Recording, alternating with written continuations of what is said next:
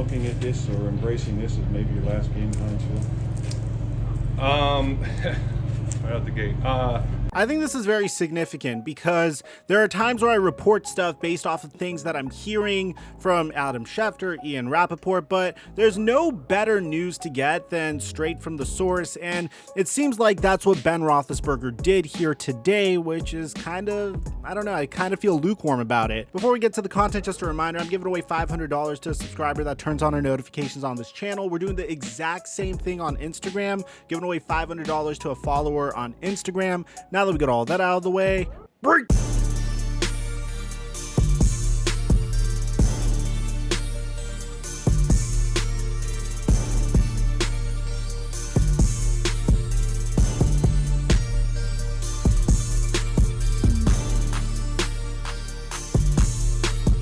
Do you know what time it is? It's time to make this week's picks on bountysports.com. Yes, sir, we are back, and we're gonna enter the same contest that we usually enter, mainly because it's a $4 entry fee, and when you use my promo code Mikerophone, you get an automatic $5 deposit, so you can technically enter this contest for free and win $1,080 in total prizes. There's no way I lose this week. We got the Miami Dolphins versus the Tennessee Titans. Man, Titans fans are gonna hate me as I go with the Dolphins here.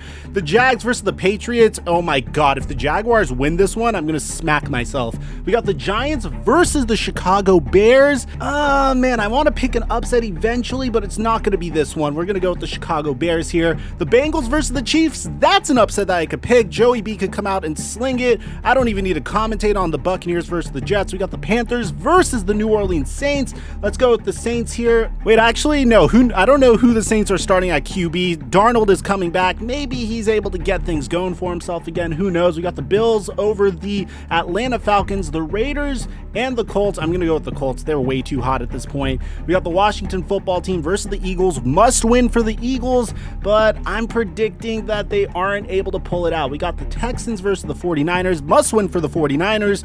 The Broncos versus the Chargers.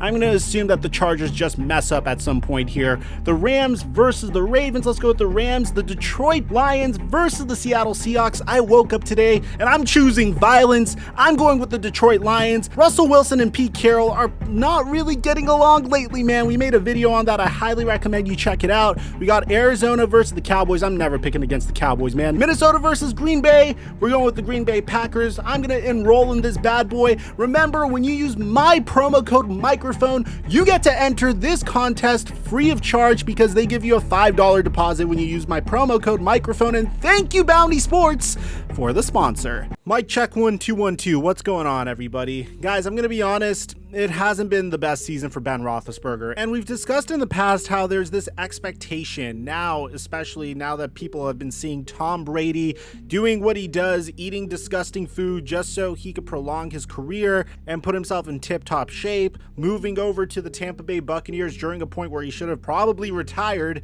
and won a Super Bowl. Now there's this expectation for all these older QBs to be able to do the same. And in some instances, we see quarterbacks being able to do stuff like that. Like Aaron Rodgers has been doing a similar regimen and has been doing whatever it takes to put his mind in a situation to continue to absolutely dominate at this late stage of his career.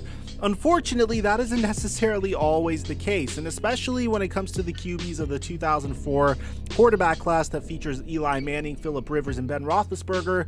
That has not been the case. Now, last year, the Pittsburgh Steelers were absolutely dominant to start the season. Their defense was suffocating teams. Juju Smith-Schuster and Chase Claypool were dancing all over logos onto TikTok, doing their best Jackson Mahomes impression, and ultimately, they eventually came crashing down to earth and then suffered an embarrassing loss against the Cleveland Browns. Now, that offseason, the Pittsburgh Steelers decided, okay, look, Ben Roethlisberger didn't have the worst season. He threw for 3,800 yards, 33 touchdowns, and 10 interceptions. So why not try to run this back with the remarkable defense that we have? Let's bring back TJ Watt. Let's bring back the core components of our defense, except for a few players, and try to get this going again. Well, unfortunately, Unfortunately for the Pittsburgh Steelers, they had two main issues blocking them in their way.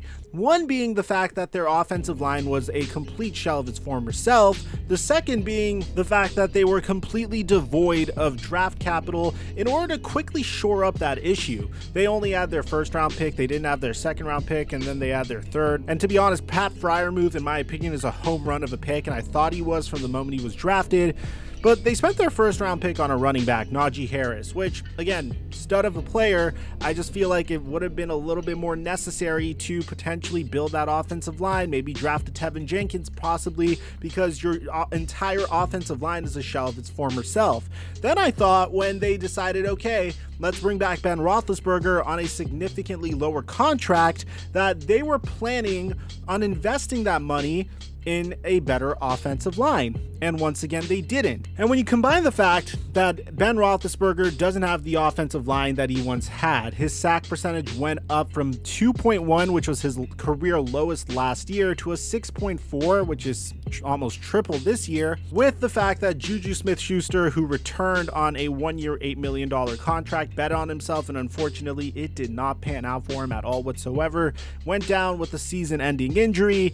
It just didn't look good for the Pittsburgh Steelers throughout the entire season. And I want to give credit to them where it's due, because it's a great situation to play in.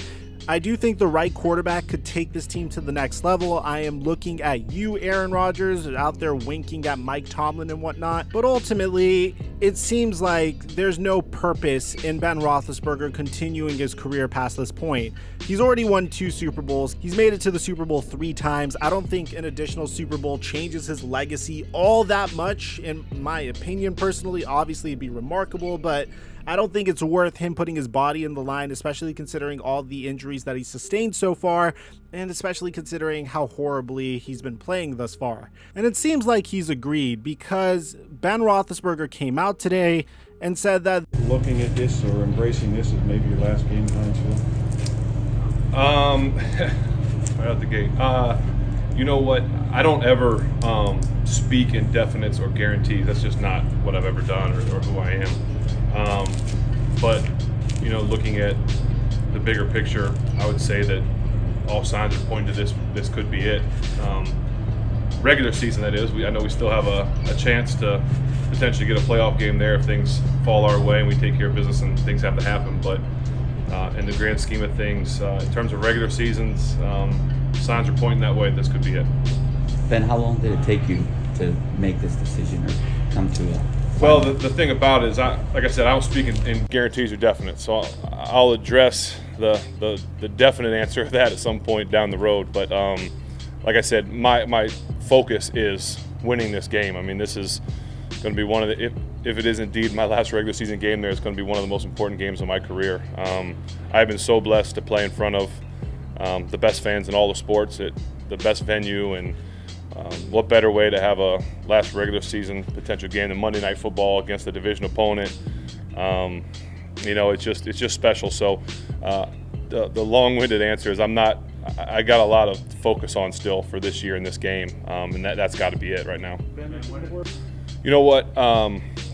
It's a lot of things. You know, it's 18 years. It's almost half my life I've given to this city and this team and the fans. And but the fun thing is I know that I still have it in the tank to go out there this week and next week and give it everything I have, to do everything I can to get us into the postseason, because that's always the ultimate goal, is to win a Lombardi, and that's still my goal. We're not out of this thing yet.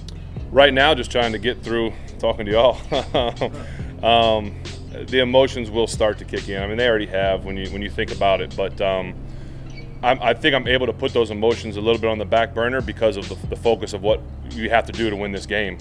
This is a team that's hungry. That it's the Browns. I mean, it's the division opponent, and so they're hungry to come in and get a win too. So I can't sit here all week and just be nostalgic and think about everything that my career has been, when I've got to focus on this game, because that's the most important. This is the most important game of the season for us right now. Definitely, it's going to be a conclusion to a tremendous career. The question now remains, what's going to be the Pittsburgh Steelers' succession plan for Ben Roethlisberger? Let me know in the comment section down below what you guys think. Aside from that, I'm your boy Mike, and I'm dropping our mic until our next upload.